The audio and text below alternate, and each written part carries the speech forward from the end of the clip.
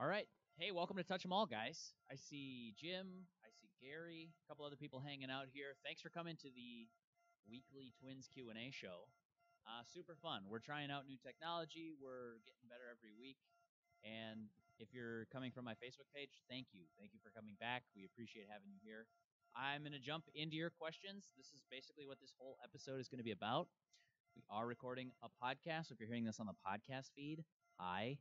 Thanks for downloading the show. We really appreciate the support. Touch 'em All continues to grow, and it's kind of surprising in an off season, but it should be a fun off season. So from that perspective, it does make some sense. We're going to talk about pitching today. If there are targets you guys want, whether it's free agents, trade candidates, or even just internal people from the Twins organization bubbling up from the minor leagues, that's what this episode is about. I titled it Trevor Bauer, Zack Greinke, Sonny Gray. What say you? If you guys want to, we can talk about all of those during this show. This is really your show. I mean, I'm gonna get my opinions in here as we can, but I also don't want to dominate this episode. So, Jim, Gary, anybody else hanging out in here, if you've got questions, I want to hear from you. I'm gonna close out all of these accounts. And I'm just going to pull up some of the Facebook conversations we had this week, because I know there's a lot of podcast listeners that don't believe that I actually interact with people on my Facebook page. I'm not sure why that is, but we do. We talk pretty much every day on my Facebook page. So I'll open up some of the things, the Sonny Gray column. There was a couple other this week, and we'll get to all of that during this show.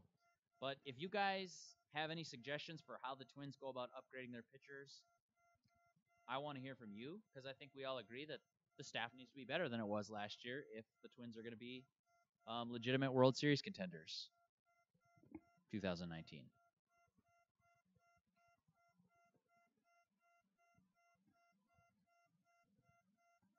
We've got so many fun things to talk about today. I don't know if you saw Trevor Bauer's Twitter, I don't know what you'd say. Twitter meltdown is far too strong of a word because he's super level-headed about it, but his Twitter escapades, we can talk about that today. Sonny Gray as a potential trade target's interesting, but I'm out. We can talk about that today. And then I see just a bunch of people responding to the Sonny Gray thing. Obviously, we'll talk about that. We played a pretty fun game of Pitcher A, Pitcher B on the last Touch 'em All Twins show. See if I still have this in my notebook. I might have ripped it out, guys. Yeah. Well, that's too bad. We played Pitcher A, Pitcher B, because Phil's all in on Sonny Gray, and I'm skeptical. I'm all in on Trevor Bauer, and he's skeptical. So we had some fun with that. The Twins starting rotation as it stands today, I think you'd start with Jose Barrios, go to Kyle Gibson, Jake Odorizzi, and then Michael Pineda, and then kind of question marks. I don't know that you'd feel rock solid about picking who your first five are. And knowing the Twins historically, too, they pick their top 7 or 8. It's never 5 guys expected to start the season and then no clue who the 6th is. You might have 7 or 8 or 9 guys who you're like, yeah, I could see him making 25 starts. And then you kind of hope that 5 shake out and do make 30 starts. Like the Indians last year, their rotation was awesome, in part because Trevor Bauer was so great, but also Corey Kluber, Carlos Carrasco, Josh Tomlin made starts for him, but Mike Clevenger was amazing. And then Shane Bieber was kind of their, like, I think he was their 6th most used starter, if I remember correctly off the top of my head. But, like, that's a great rotation, in part because the top end is great, but also they only counted on 6 guys, really, to make the lion's share of their starts. And that's where the good teams want to be. If you're the Astros, you want Justin Verlander starting 33 times, Garrett Cole, on and on down the list. And not every team has that luxury. The Twins certainly were not one of those teams last year. Let me jump into your questions, and then we'll talk some of the Sonny Gray, Trevor Bauer, all that fun stuff.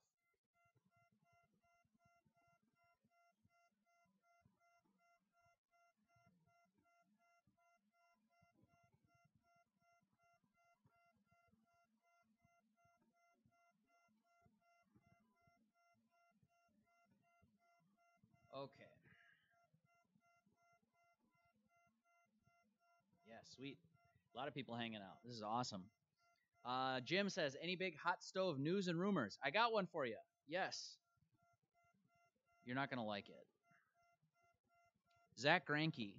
This is not rumor, it's a news.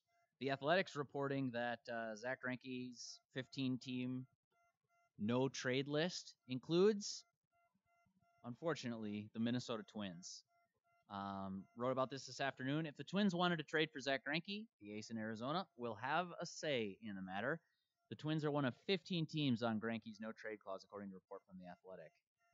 And as I go on to say, it'd be too bad because he's one of those guys that I've said would make sense to target this year. If you're the Twins and you say, we got money to spend, we can either go get free agents. We've also got prospects we could trade. You've got several different ways of acquiring pitching if you're the Twins right now. And I think taking on a quote unquote bad contract would be a pretty advantageous way to buy a player right now who's not a free agent. You see this with the Robinson Cano trade that's been rumored for 72 hours now to the Mets. You're basically giving up Robbie Cano and a great reliever for prospects, a couple of bad deals, and the ability to get out from the rest of Cano's $120 million. And you could do the same thing with the Diamondbacks. But apparently you can't if you're the Minnesota Twins because Greinke could just veto that trade.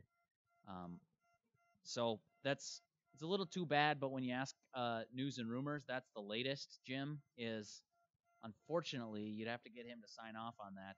I don't know what the situation is there. Haven't talked to Greinke today, but he would have the opportunity to say, no thanks, I'm good. I'd rather pitch in the desert than the tundra.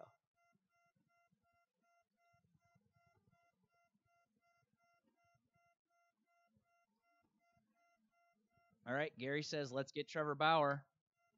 Perfect. Let's talk about it. Trevor Bauer can really pitch. I tweeted the other day, I'm in. If that's actually on the table, I'm in. If I'm the Twins, it's a gamble, but I think it's a gamble they should be willing to at least entertain. Let me find the tweet because we had a couple of conversations about this the other day. Yeah, so for anyone, I don't want to say late to the party, but maybe you just missed your invitation in the mail. Bob Nightingale tweeted the other day. This is 3 days ago now. I'll just read straight from his tweet. This, according to USA Today's Bob Nightingale, teams talking to the Cleveland #Indians say the Indians are much more inclined to trade Trevor Bauer than Corey Kluber or Carlos Carrasco. Bauer has 2 years of club control left, but he's the only one of the starters with cost uncertainty. So I'll paraphrase that if you're going to trade a starting pitcher and you're the Cleveland Indians, you have the choice to trade somebody under contract or somebody who has 2 arbitration years left. Bauer's going to get rich in arbitration. Let's just be honest about it. But he's also not going to get as rich as he would in the free agent market. What's fascinating to me about Trevor Bauer is that he's just seems to be on the rise. Last year, he would have been in the Cy Young conversation if he hadn't gotten hurt. And that's pretty stiff competition in the American League. So there's talent there. And Mackey's point the other day, and he's right, how sure are you that Bauer is going to repeat as that kind of pitcher? I'm not sure, but I'm willing to gamble on it. And the other interesting thing about Bauer, to me, is that he's not interested in a long-term contract. If the Cleveland Indians, for whatever reason, instead of trading him, were like, no, we actually want to extend you. Let's do a big money long-term deal. He would say no. Trevor Bauer is on the record as saying he's only going to sign 1-year deals for the entirety of his Major League Baseball career, which is mind-boggling at a position of such perceived volatility, and you're not sure year to year. What if your elbow just blows out? He said, no, 1-year deals. He basically, the way I interpret it is he wants to be in control of his situation as much as possible. So if he signs up for a team with a chance to win the World Series and a pitching coach he likes, and then the next year, let's say they win 78 games and fire their pitching coach, well, he wouldn't want to be locked into that situation for another 5 years after that. He would want the ability to say, okay, sounds good, I'm out. And that's fascinating to me. I was kind of joking on Twitter the other day. I said, I'm willing to bet on a guy this isn't a hard and fast rule, but in this case, I'm willing to bet on a guy that is so willing to bet on himself that he would not sign a multi-year contract. I mean, it fascinates me. Trevor Bauer, right-handed, 27 years old, velocity's up. I don't know exactly what he's going to get in arbitration, but he's going to get a lot of money in arbitration. Let's see here. I've got his numbers in front of me. 175 innings before he got hurt last year, a 2.21 ERA. Strikeout rate was elite, 30.8%, and walk rate 8%. He is hands down one of the 10 or 20 best pitchers in all of baseball. And I think that's the kind of talent the Twins should be looking to infuse to their system. If it's at the top of the rotation, awesome, because then J.O. Barrios slots down a peg. Kyle Gibson's now at 3 or 4 starter. Jake Odorizzi's not counted on to be that mid-rotation guy. Michael Pineda, who's, let's be honest, a question mark coming off Tommy John surgery and another surgery late in the year. He's not counted on then to be a 175 innings guy. He's awesome. If you get 30 starts of him, great. Now you've got 4 or 5 guys that you're feeling pretty good about. And that's before you get into the mix of, if Trevor May is going to be a starter, Adalberto Mejia, Steven Gonsalves, Zach Littell, Aaron Slegers, on and on and on down the list. You're not necessarily counting on 30 start performances from those guys in 2019. I think that's the best place to be if you're the Twins. So I can't remember who asked the question. I got to jump back here. Gary says, let's get Trevor Bauer.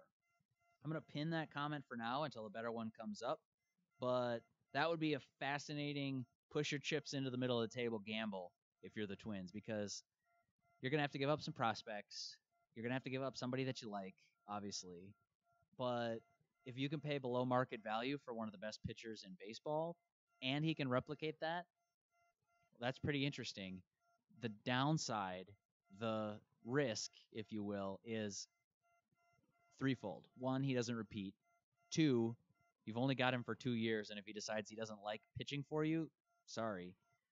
And 3, injury. Pitchers can get hurt. So Trevor Bauer is fascinating for me, Gary. I pinned your tweet or pinned your Facebook comment because, yes, that's a push all your chips to the middle of the table kind of move for the Twins. World Series or bust for 2019-2020.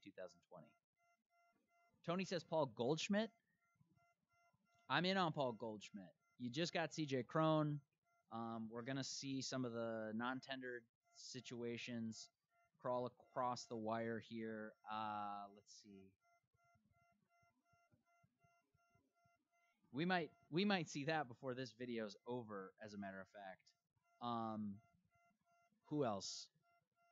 Who else needs to be talked about in that Goldschmidt conversation? I mean, he is a guy with 1 year left, so if you're talking people who you're gambling on, like championship or bust, he'd be one of them. I was talking to a Cardinals fan the other day, though, who wants to see the Cardinals trade for Paul Goldschmidt and then hope it's like a Matt Holliday situation where he just falls in love with the city of St. Louis and the Cardinal way, and Paul Goldschmidt signs up to be a Cardinal for life. I don't know that you could count on that if you're the Twins, and so you'd have to temper your price tag, your price point. You'd have to be willing to say, okay, I'm buying 1 season of Paul Goldschmidt. I'm not buying the rest of the career of this great perennial NL MVP candidate. I think Goldschmidt would look great in a Twins uniform. I think he'd upgrade first base, goes without saying. But also, you've got to factor in cost and how long you're getting his services for. But yeah, I mean, that's not to disagree or fight with you on Goldschmidt. He wouldn't upgrade the pitching, but you can win a lot of games 8-5.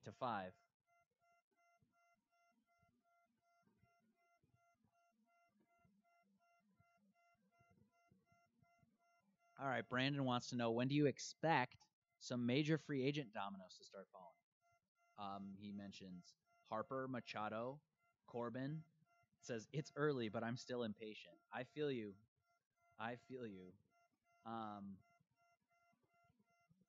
Let's see here. Where do I want to start with this one?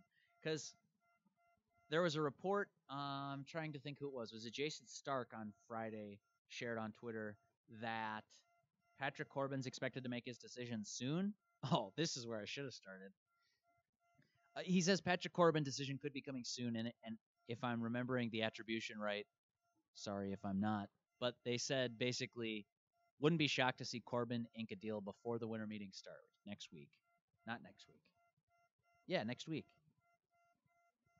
Well, this is being recorded on Friday, so we've got one more week to go before the winter meetings start the following. I think it's like Sunday into Monday that things really get going. So you might have to wait one more week before the hot stove really starts broiling, but you're going to see some action. Obviously, the Mets-Mariners trade might either kick some things off or answer some questions for some teams.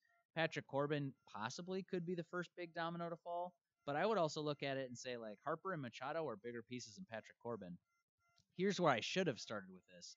I do not know if you guys saw this, but on Twitter Thursday, I think it was Thursday, Ken Rosenthal, you know Ken Rosenthal, he tweeted something about person who attended Patrick Corbin's wedding said that Patrick Corbin's brother was giving a best man speech and at the end put on a Yankees cap and said something to the effect of "Glad you're going to be coming home." And I should really find the exact thing so I'm not being so slanderous here, but it was something to that effect. Like, we're actually taking reports from weddings here. Ken Rosenthal quote. This is on Twitter. This is fun. I like this. This is hot stove season. It started. It's officially here. So I know we're all impatient, but this one was fun. All right, Ken Rosenthal quote from someone who attended Patrick Corbin's recent wedding. Quote, his younger brother gave a best man speech and at the end took out a Yankees hat and put it on, which elicited a great applause and said they all hoped that he and Jen would be moving closer to home. End quote. End tweet. That's epic. That's amazing. If Patrick Corbin's going to the Yankees, first of all, holy cow, look out for the Yankees. But second of all, what a fantastic way to get that scoop from somebody who went to the wedding and the brother who spilled the beans just like what, a week or I don't know how many days before the contract's actually signed.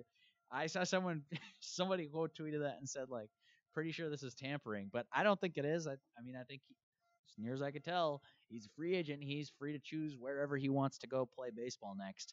He gets to choose his next employer. So that was just amazing to me. That's awesome. From the Twins' perspective, it would be too bad because it would mean Patrick Corbin's not going to be pitching for the Twins next year. But there is this bright side, which is that the Yankees are going to have Luis Severino, James Paxton, Patrick Corbin, Masahiro Tanaka. Does CC go back there? I don't know what the rotation looks like at all at that point after those three studs. But you're also talking about Sonny Gray, who was bumped from the rotation last year as a possibly very expendable piece.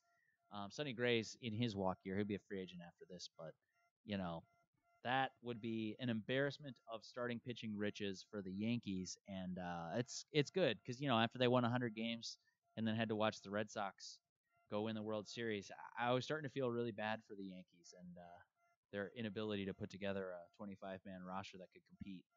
So if Patrick Corbin, Brandon, if Patrick Corbin is the first domino to fall, that could set off a really, hot stove simmer season at the winter meetings the week after next. Lucas says, sup, Derek? Good afternoon. Good afternoon, mate. Lucas says, how do you feel about Drew Pomeranz? Many people on Twitter see him as the next Nathan Eovaldi. Pomeranz is interesting. I think he's going to make the next team he's on better. But I don't know. I'm going to pull up his Fangraphs page. I don't know exactly what to think, to be honest with you. And I think that's a little scary to try to find the next Nathan Eovaldi. Right? So Pomeranz is 30.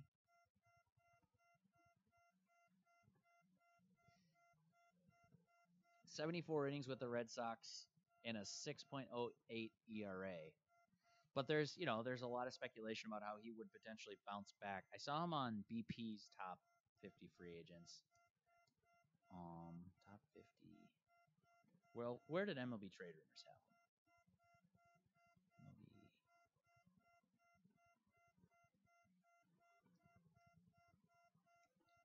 top 50 free agents.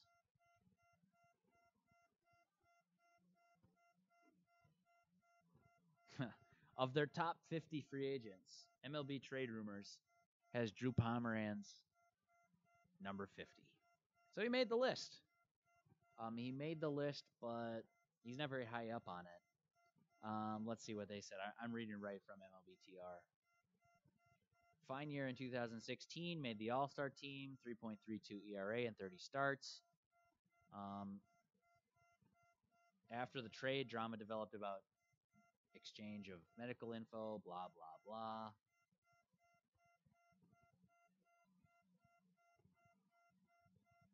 Hit the DL last year, biceps tendonitis, out for 2 months. It was a reliever the rest of the time. So lost season heading into your walk year, not great. But MLB Trade Rumor says he's an intriguing signing if he can stay healthy and recover some of his lost velocity. I think that's fine. But I also think that the Twins already sort of took their shot with, not that you can't take multiple is fine, but they took their shot with injury reclamation project by signing Michael Pineda to a 2-year rehab contract. So the way I kind of look at it is you've got your not shoot the moon stock, but you've got this low cost item that could pay off in the form of 30 to 33 starts if Pineda's healthy and ready to rock, and showing his best form from the Yankees. That you've got a steal for $8 million this year. Trade Rumor says Pomeranz will be 1 year and $6 million. You could shoot that shot if you're the Twins, but I also want to warn against the shoot for the bottom or the middle of the rotation. You can do that if you're the Twins and just get deeper, but I also think that you can get better, and that's what you should try to do. Is people talk about innings eaters, and I've kind of always hated the term, but what really bothers me about it is, like, I don't want somebody to just eat innings. I want good pitchers to pitch good innings. And that's where I'd be at right now in 2019, or the winter going into the 2019 season, is like, if you can aim like the Yankees are doing. They're circling the top of the rotation and say, how do we get better? All right, Sevy, we're good. Now go trade up package for James Paxton. Get him out of Seattle and into your rotation. That's shooting for the top of the rotation. Patrick Corbin has a meeting, and apparently his brother, the best man, said something about how he and Jen or whatever. Okay, that's shooting for the top of the rotation. If somebody trades for Noah Syndergaard, that's trading for the top of the rotation. I think Pomeranz is interesting. Obviously, you've seen the track record before. 2018 makes you question it, so much so that MLB Trade Rumors has him on a 1 year, $6 million deal. The same 1 year, $6 million deal, by the way, that Trade Rumors has their 49th best free agent, Irvin Santana, signing. So, like, just put it in that context. Would you be excited about Irvin Santana right now on a 1 year deal? I'd go back and look, and I'd say you could maybe make the case that Drew Pomeranz going to have a better year than Irv in 2019, given age and the scope of the injury. The fact that Irvin Santana didn't do anything in 2018 would be really troubling to me if I was another team looking to sign him to a contract. So anyways, like, I don't know if I really answered your question or if I just rambled around the point a little bit, but Drew Pomeranz would be a fine ad for the Twins. If that's all they did to address their pitching, I think that'd be a pretty disappointing winter in Minnesota.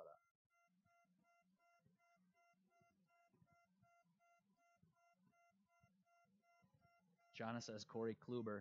Yep. Sign me up. Sign me up. I see Ashley join the chat. Seth joined the chat. I saw Cindy hanging out. What's up, guys? Thank you for coming. Who would you rather have, Corey Kluber or Trevor Bauer? I'll pose that to the room.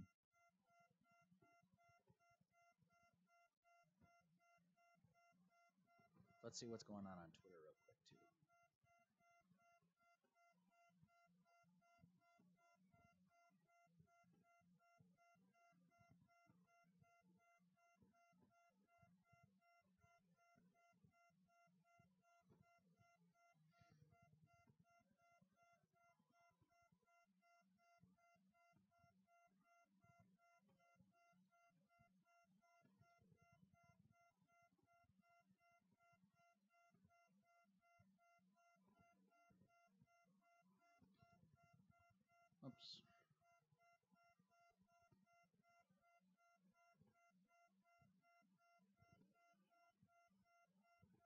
Okay. Joey has got a question for us. Joey says, what about internal options in the rotation? Lurch, Gonsalves in the rotation, Stewart? Whatever happened to Romero? All right, so I've got a couple for you on this. Lurch, Trevor May, is fine as a closer. I was banging the starting drum for so long. I was one of the last ones on the bandwagon, I think. And if now he's the closer, then I'll quietly retire that take. But I think you feel better about your starting rotation right now than you do about your bullpen. That's just my personal opinion. And so if you feel like one is more settled than the other, I wouldn't rob from the struggling one to pay the one that you feel kind of okay about. Okay, it's not the Astros. Okay, it's not the Indians. Okay, it's not the Yankees. But so I've written a couple of times this winter.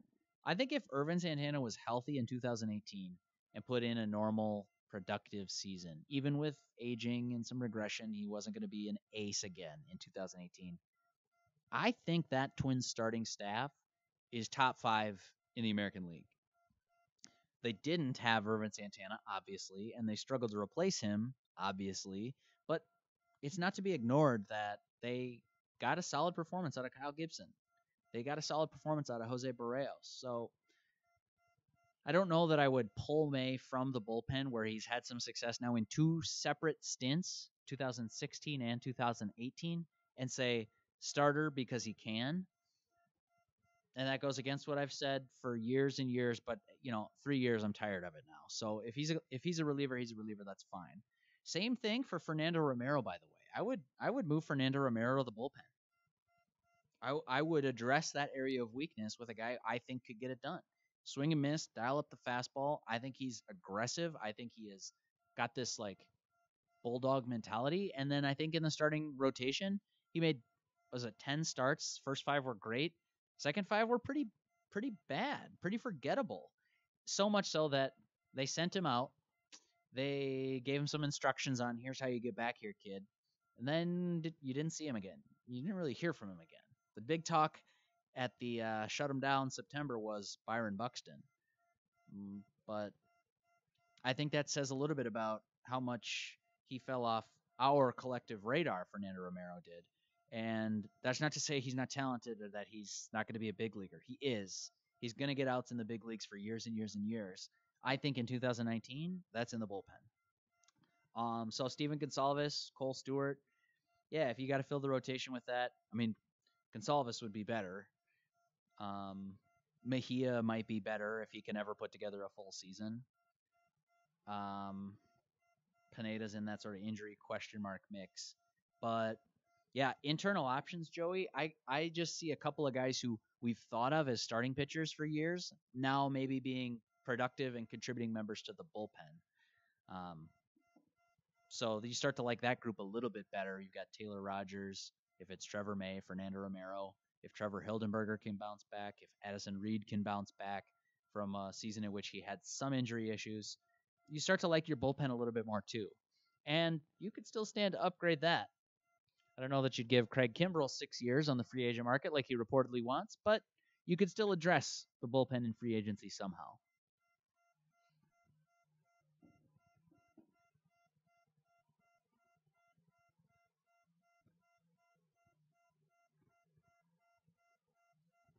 All right, Leland's got a question.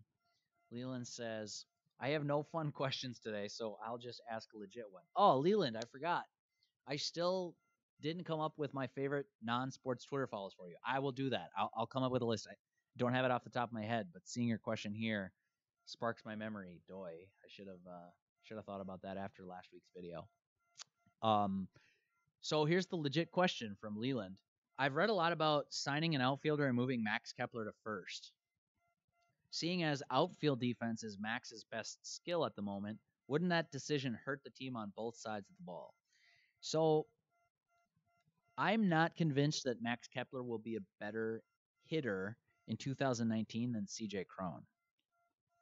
And furthermore, I'm not convinced that Max Kepler has that next step in him. We've all seen the talent, we've seen the potential, we've seen the possibility of heck. There was a time when I was saying that I think Max Kepler will be a multi-time All-Star, and it right now it looks like I was wrong. It's still possible that that guy's in there. He takes a big step this year, and what is it? His age 25 season, so it's not like he's a grandpa, but you would have really liked to have seen that step forward last season for Kepler. It's just kind of, I guess I would just say it, underwhelmed by the development. Um, Moving him to first base, I don't know that it hurts the defense, honestly, Leland, because I don't know enough about CJ Cron's glove. I don't know that I like Tyler Austin as a first baseman defensively. He's a power guy who plays first.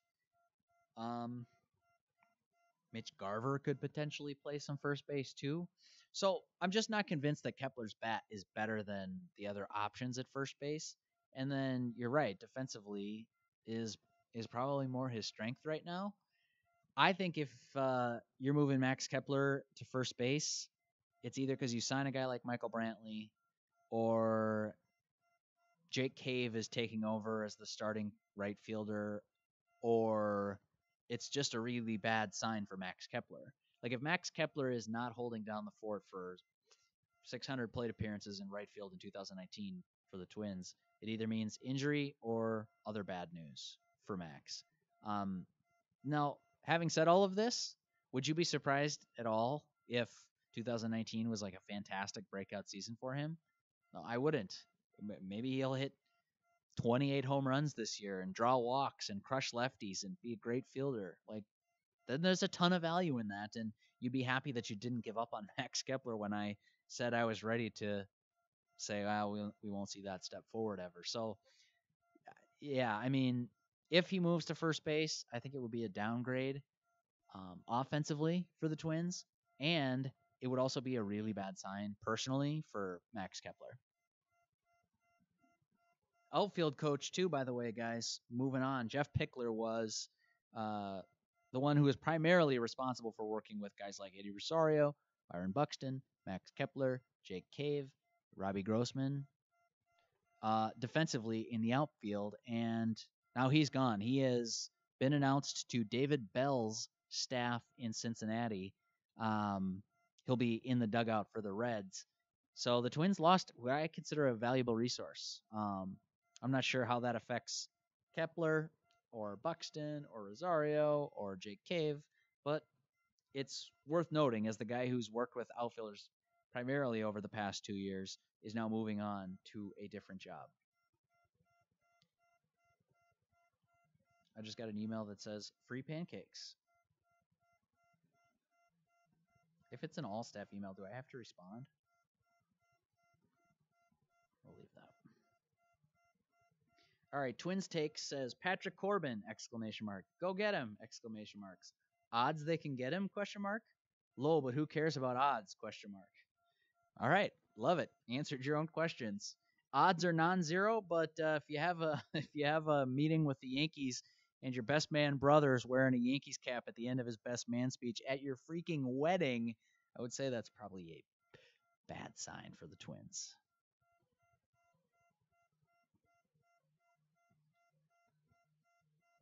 Twins Takes follows that up saying, Trevor Bauer has turned himself into one of the best pitchers in the league. Agreed. It's really fun to follow that development as his velocity ticks up, as the control gets better with age. Swing and miss stuff is unbelievable. He's added that slider. I'm guessing, I don't know this for sure, but I'm guessing he just picked Corey Kluber's brain endlessly about how do you throw that weird breaking ball that everybody wants to call a slider but looks more like a curveball but isn't really a soft, loopy curveball but nobody can touch. Yeah, that. Show me that pitch. Because he's gotten a lot better at that. It adds a third viable weapon for him. He's a strikeout artist, and there's more to pitching than striking out hitters, but it sure helps a lot when you get runners on and you can just dial up a swing and miss. That is how you run up a 2.21 ERA across almost a full season. So yeah, Trevor Bauer's development has been fun. Jim says, do you think the Indians would actually trade Bauer inside the division? And it's really interesting. I won't spend too much time on the point, Jim. But I get that kickback a lot where people say like, no, or I was just kind of like jotting notes down the other day. I was like, would Jose Abreu make sense as a trade target? No, that probably doesn't make sense. But you get the no, it doesn't make sense because they wouldn't trade from within, or they wouldn't trade within their division. And I think we've seen that in sports, but I think it's a little cliched that why wouldn't you? If you're the Indians and you're trading Trevor Bauer, your premise is I'm going to get rid of this asset who I acknowledge is a good player. I'm going to get rid of it so that I can maximize value in return. So I think I can get something better. If you don't think you can get something better, you don't trade that asset. You just keep it and you say, cool, go pitch 200 innings and strike out 400 hitters. You keep the ace. But the premise of trading any great player is I think we can do better. I think we can maximize this value, whether it's in prospects for future value or in present day wins by like, I'll trade a pitcher for 2 position players and we know that guy's going to be on the field. And I think he's a 3-win player. He's a 5-win player. We like that better than having a 7-win pitcher. If that's your math, I'm just saying like that's one route you can go down. So the division thing is interesting because are the Indians trading for this year or are they trading for the future? And if they're trading for this year, their premise would be, well, we're going to get better with this trade. So why wouldn't you want somebody else in your division to also get worse with the trade if that's what you're doing? If you're afraid of losing the trade, then you're in the wrong business and don't make the trade.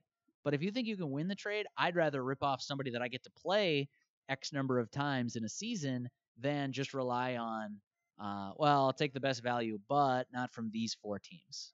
So I think that the whole intra-division trading thing is a little flawed, but I'm also not a major league general manager, so it's easy for me to say, just win the trade. Just win it. That's what I would try to be doing if I was the Indians, and if I can win it against the Twins, all the better. Fantastic.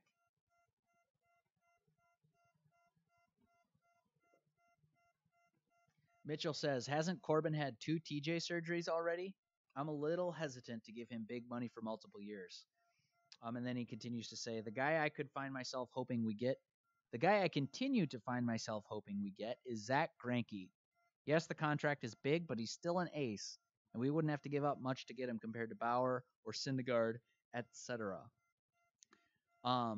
So the Greinke no trade thing kind of sucks some wind out of the sails there. That the Twins are on Zack Greinke's no trade list, according to the Athletic.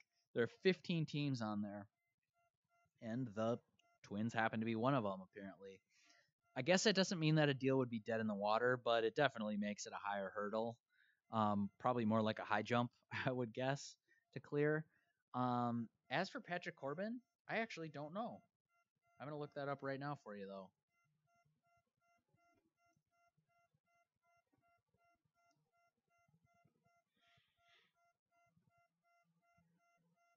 I don't think he's had 2.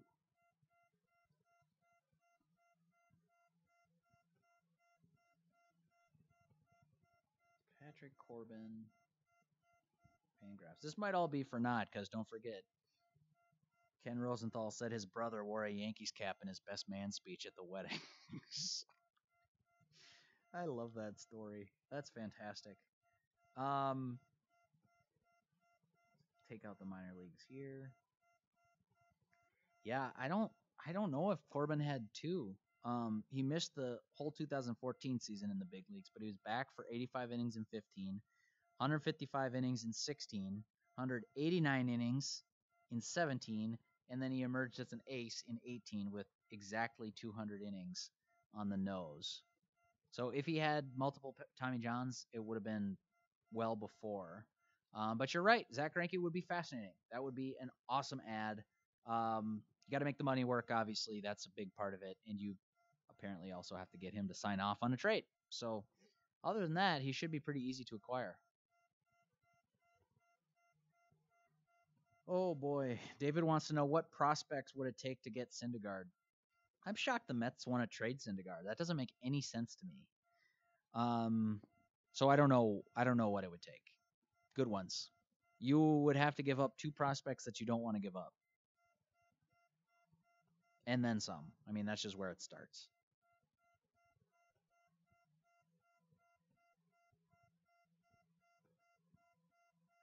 Noah says Trevor Bauer is a great player, but so as a person based off his tweets and actions. I would rather have Carrasco.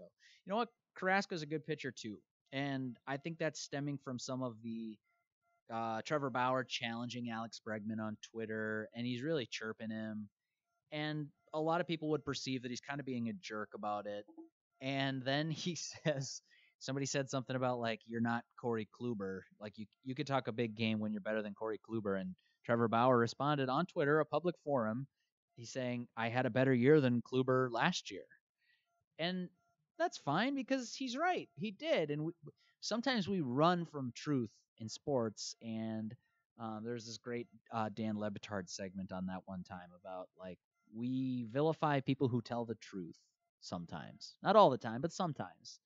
Um, and this feels kind of like that, but also there's a time and a place, in my personal opinion, that telling the truth about you having a great season is fine, is fair. It's fair games. It's nothing he said was out of bounds in my opinion, but it is kind of a bad look to compare yourself to your teammate and try to make him look bad.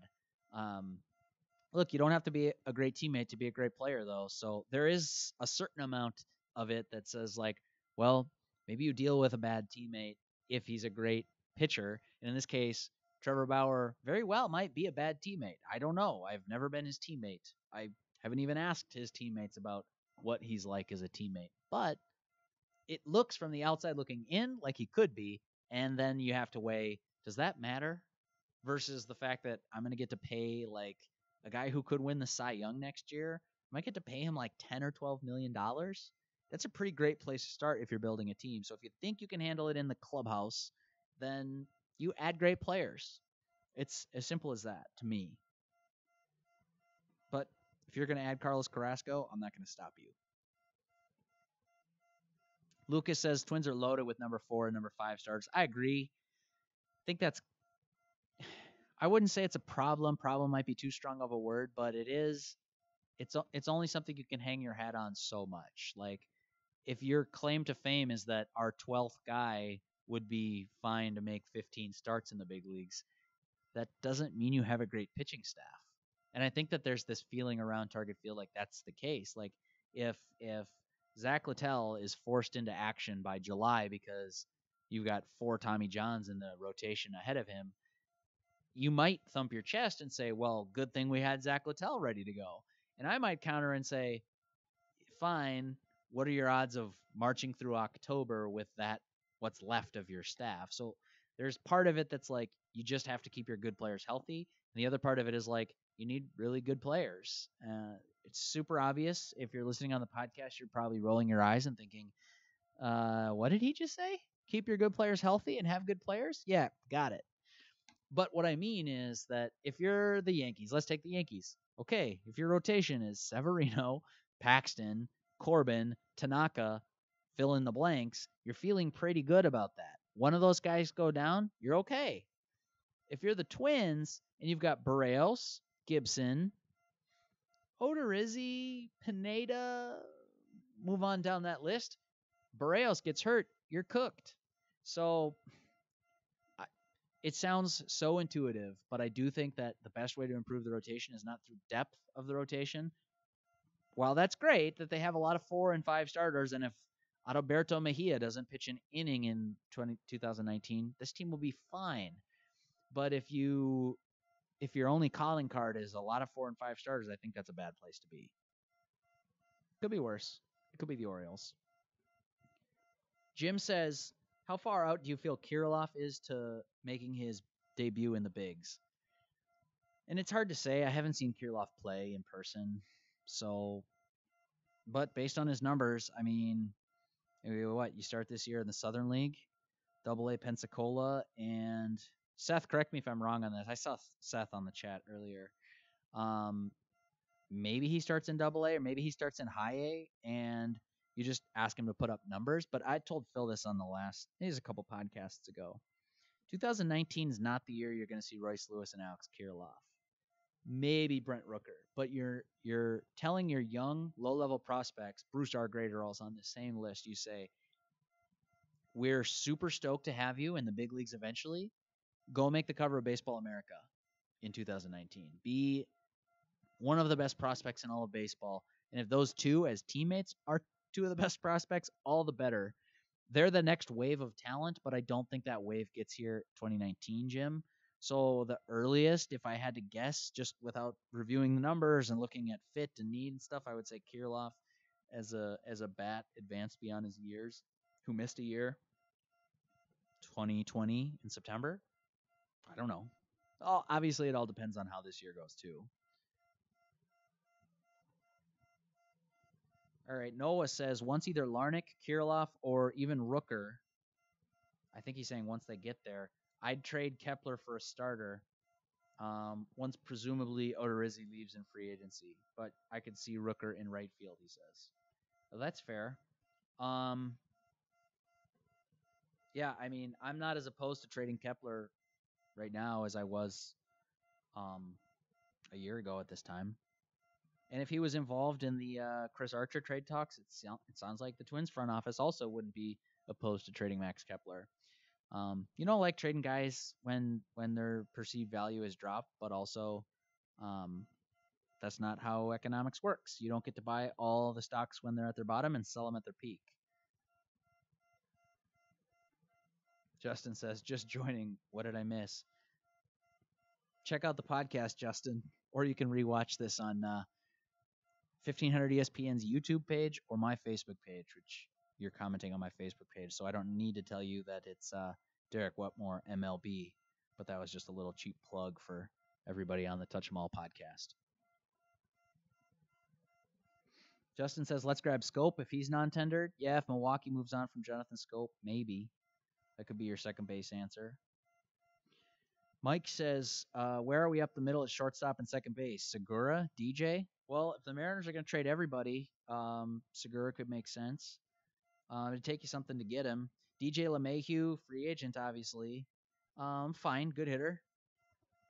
I don't know exactly what the plan is there, but I heard that plan A is Polanco at shortstop, Miguel Sano at third base, but that the Twins are probably more willing than ever, I would guess, to move on from that plan and go, if plan B is even better, they're going to take that route, which is get a shortstop in here, move Polanco to second base. Then the bat plays much better, and I think the arm and just everything, he's more suited to play second base defensively, in my personal opinion. So no, you could make your gripes and say, but he shows so much potential at third base. But as our buddy Jake Depew pointed out a couple podcasts ago, he's now 0 for 4, 0 for 3 really, if you count the seasons that are his doing. 0 for 3 in terms of playing a full year as a third baseman in the big leagues. Don't blame him for previous regime asking him to play right field, and maybe you don't blame him for starting a season in July. But the point being that he hasn't proven to be durable. Conditioning and weight issues last year got kind of ridiculous, if you ask me.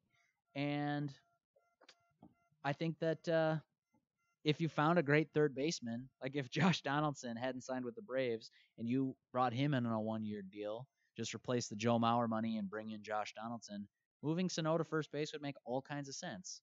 As it is right now, maybe CJ Cron plays first base or DH, Sano third base, DH, maybe some innings at first. But Mike, to answer your question, up the middle, I think plan A is Polanco and trade for or sign a second baseman. But there could be other plans too that involve moving Polanco to second, bringing in a shortstop. Noah says Jan Gomes just got traded to the Nats, and either you got some well-placed sources or Twitter would be blowing up. Let's see here. I'm scrolling back through.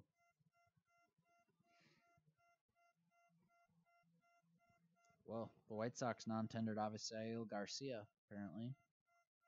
So says Twitter.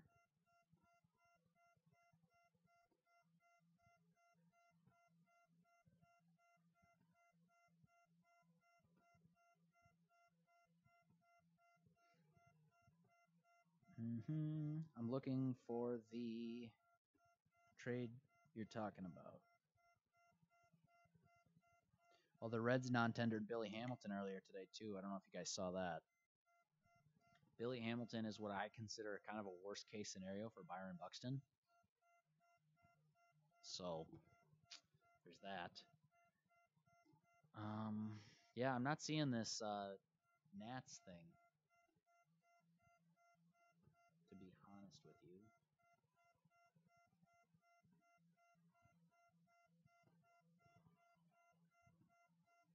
Hey, Noah, if you want to throw that in the chat, throw the link in there on Jan Gomes.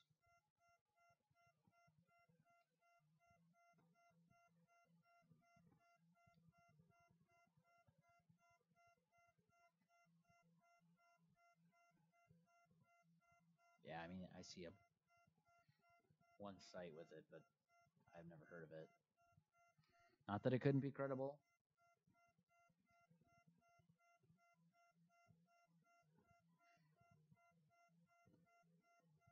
But yeah, I don't see it on the Twitter machine.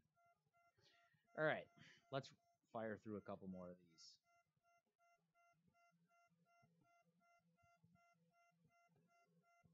This is awesome, by the way, guys. Tons of comments today. Super cool. I don't know how many people are coming in on YouTube. I guess I should have checked that.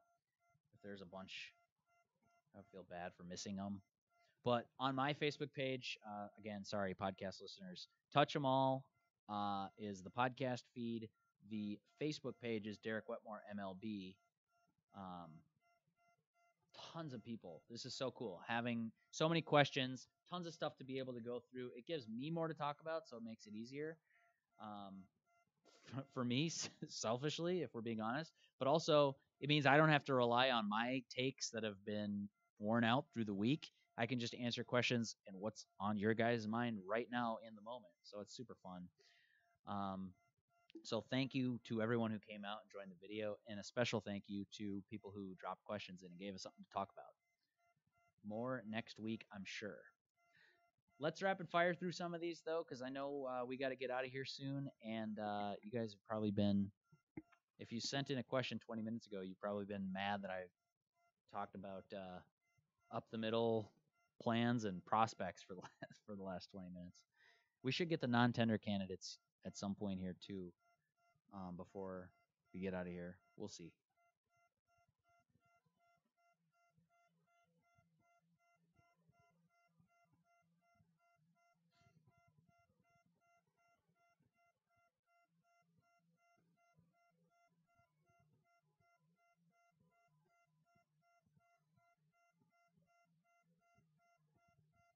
All right, Mike says, any chance we grab a sure-handed power-hitting third baseman, move Sano to DH?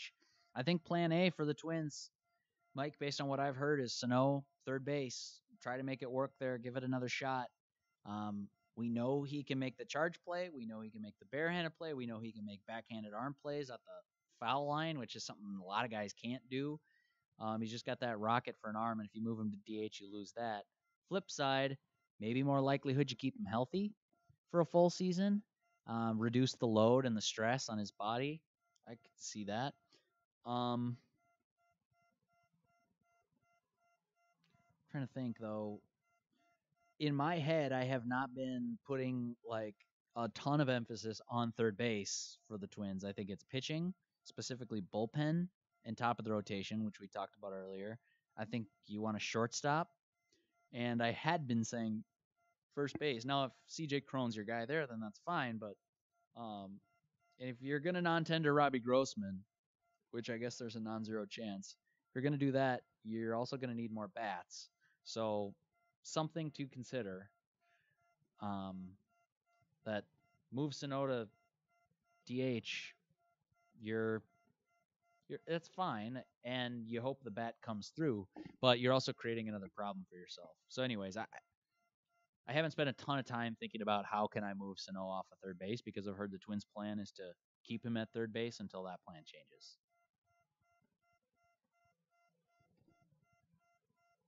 Lucas says, what about Dallas Keuchel? Yeah, Keuchel will be fine. He's not really that. I do think his reputation has taken off a little bit beyond his ability. but he's still a really good pitcher.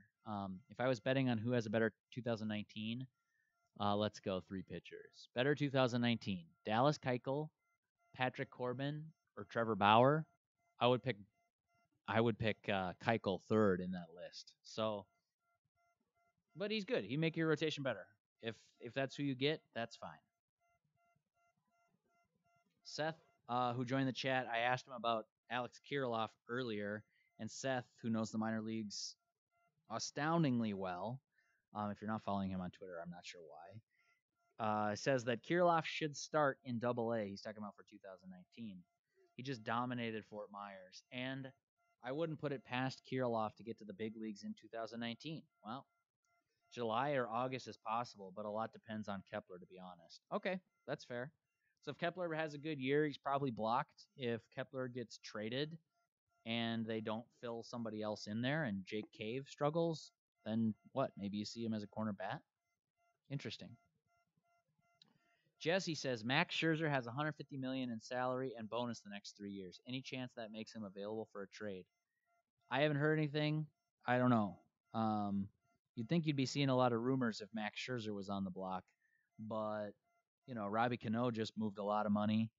They traded Paxton. The Mariners are stripping down, obviously, but the Nats, I'm not sure.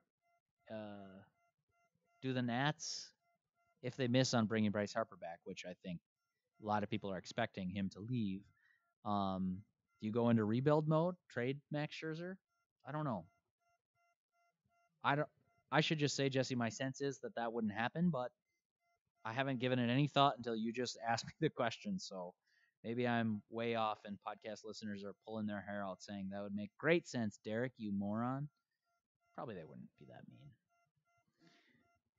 John says, since that Scope was brought up as a player we should sign, and he would probably make some more sense than the guy I am about to suggest. But I feel the buzz is low on Daniel Murphy, and I've always loved the guy.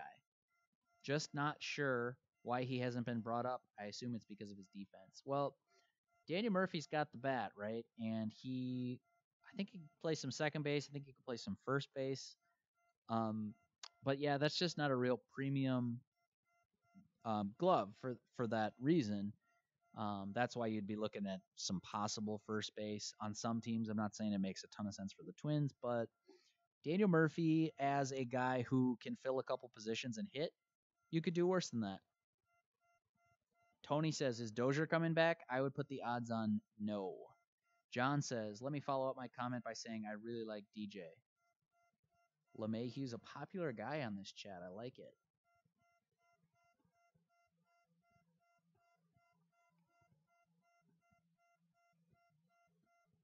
Luke is making fun of probably the sign here behind me, which was not my doing, by the way. That was Mackie drew that in, set up the video camera with me, and then bounced. So you've got him to blame for the Woody Page graphic in the background here that says struggles with pace of podcast. Luke says, your pace of podcast does help with gambling. Shot at Rob Manfred. It is obvious, Luke continues, that the Twins need at least one more top half starter. But if this team is going to take a step forward, don't they also need two or at least one shutdown reliever?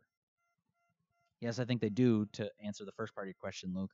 But I think they're also hopeful that somebody could emerge into that spot. And if it's Trevor May, or as I've suggested, Fernando Romero, I don't know who else would fit that sort of mold of could you be a shutdown reliever? Maybe Trevor Hildenberger turns back into that guy as a ground ball strikeout, funky delivery, change piece kind of guy. But, yeah, you definitely need another reliever. And top half starter, I would agree with that too. Second part of your question is, does any of that matter if Buxton and Sano stink?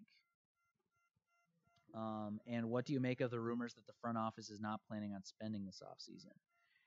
So I think they will spend. That's just my hunch. And I think that if Buxton and Sano stink, it is pretty tough to build a division-winning team in 2019. But I think if they're like good, not star players, I still think that the Twins have enough money and prospect ammunition that they could be the kind of team that could make, what is it, a 15-win jump in the standings or something like that. I really do think that. It's not outside the realm of possibility to see Rosario having more than one good half a season, Polanco playing for a full year and not getting suspended for steroids, Sano being at least serviceable, Buxton staying on the field and solving the contact problem. Those guys don't have to be superstars for this thing to work, because then, oh, by the way, you've got like $60+ million if you're going back to last year's payroll that you can spend to upgrade the roster. And I just think that $60 million buys a lot of wins if you're doing it right. So to me, Luke, yes, it still matters if those two guys stink. And it would frankly be a little disappointing given their situation. And if Cleveland does try to take a step back, it would be a little disappointing from a Twins perspective if they said, we're not going to try this year until we know Sano and Buxton are ready to pop. I think that you've got to be more aggressive than that if you're the Twins. So if you've heard that front office is not planning on spending, if you heard that from Pat, he was kind of just throwing it out there, to be honest. But also, would anybody be shocked either? That's kind of why I bring it up. Like, I'm fully expecting that they will spend, and also if they don't, I'll be like, okay, well, then they earned the criticism. We got to the one on Dozier. Joe says the Nats thing is legit, but it started with just some random Joe Rockhead account. Now Rosenthal is tweeting that they're in, quote, serious discussions. Okay. Yep, Mike follows up. Gomes to Nats in serious discussions per Rosenthal. Noah sent the link on Twitter. Okay, so there's that. Joey says, you rock, dude. Thanks. No, you rock, dude. Thank you. Twins takes. Derek, who are your sleeper starting pitchers for the Twins? Michael Pineda. Continue with someone like Trevor Cahill, who has struggled to stay healthy but has good stuff. Yeah, I'm just not that interested on the gambling stuff. It's fine, but I think Michael Pineda's already kind of their gamble. Now I think go get Corbin or Greinke or Trevor Bauer, or who am I missing on this list? Well, Patrick Corbin, but we've been over that one. Noah Syndergaard. Go get somebody who would legitimately make your rotation better right away and who could start opening day and let Barreos start the second day. Joe says, I just feel the Twins need to get assertive with what players they add clear upgrades, and you can develop prospects and win now. The money is there. There aren't many players who should just be considered safe on the roster, and a big priority should be making sure the bench is full of useful players who can contribute. Depth is a problem, and having too many players who are just average is a problem. Boom. Pinning that comment, Joe. Thank you. Seth Stows says, oh, this is more Jan Gomes. Here's Rosenthal's tweet. Hashtag Nationals in serious discussions with hashtag Indians about a trade for catcher Jan Gomes, sources tell The Athletic. Thank you to everybody who sent that in. Sounds like it's legit. John says, so I'm assuming you talked about shortstop options. Not too many, to be honest with you. But they'll have some options. A lot of fans are asking me this week if Iglesias makes a lot of sense. I've advocated for him in the past. I'm not as sure now as I was then. I think the Twins were legit interested in a trade at one point, so we'll see if they rekindle that flirtatious advance if it goes anywhere now that he's a free agent. That's probably a weird way to put that. John says, how soon is the podcast available after the live feed ends? Well, it's a good question. So I'm producing this podcast solo today, so as fast as my fingers can fly. If you are watching on the live feed, thank you. Thanks for stopping by my Facebook, or if you saw this on Twitter, or if you just happen to be scrolling around youtube.com/1500 ESPN Twin Cities. Thank you for watching it. If you want to find the podcast because you came in late or you just like the sound of my voice or it helps you fall asleep for whatever reason, you can find that on the Touch 'Em All feed. It's on iTunes. I use an app called Podcast Republic, so I just subscribe to Touch 'Em All there. Wherever you get your podcasts, if you're an iPhone guy or gal, it's just on Apple Podcasts. Wherever you find that stuff, find the Touch 'em All podcast. You can subscribe. You can listen to this one. You can listen to previous episodes. All our winter stuff should be pretty well. It should hold pretty well. The only one would be where Mackey went crazy. He decided on a lark one day that he was in love with Josh Donaldson as the third base option. So he kind of dove pretty deep on Josh Donaldson one podcast episode. That one's dated. Everything else should be pretty good. So that's where you can find it, John. And I will get that up before I go to the Gophers men's basketball game tonight at US Bank Stadium. So that should be fun. That's my last question here. I'll check Twitter quick just because I know I saw some people reacting on there. I shared the link out. Chicken Finger 69, famous phantom guest of another podcast in town. Rumored guest, I suppose would be the safest way to put it. Hi, Chicken. Says, free agency. I asked, how do you want to upgrade the Twins staff? He says, free agency, trades, draft, increased player development of existing pitchers, and if there's some other way to improve their pitching staff that I'm not aware of, also do that. So that's one way to skin a cat. Michael says we'll sign projects. A lot of pessimism in that one, so I'll skip it. Seth was tagging me in some of the Nats, Jan Gomes rumors, and I see Jeff Passan tweeting now. Sources confirmed that Rosenthal's report that they're close. So there's that. If you learn nothing else from this podcast, learn that at one point, the Jan Gomes trade before it was consummated was close to being consummated. So I'm glad we could provide that service for you today. That's it for me. Thanks, everybody, for coming. Thanks for checking out my Facebook page. These are super fun. We'll do them throughout the off season and ramp them up. Maybe get some guests on here in the future. But thank you to everyone, too, who asked questions because I rely on you guys for these videos. This has been a lot of fun for me. I hope you guys had fun as well. Have a great weekend, and we'll catch you next time. Bye-bye.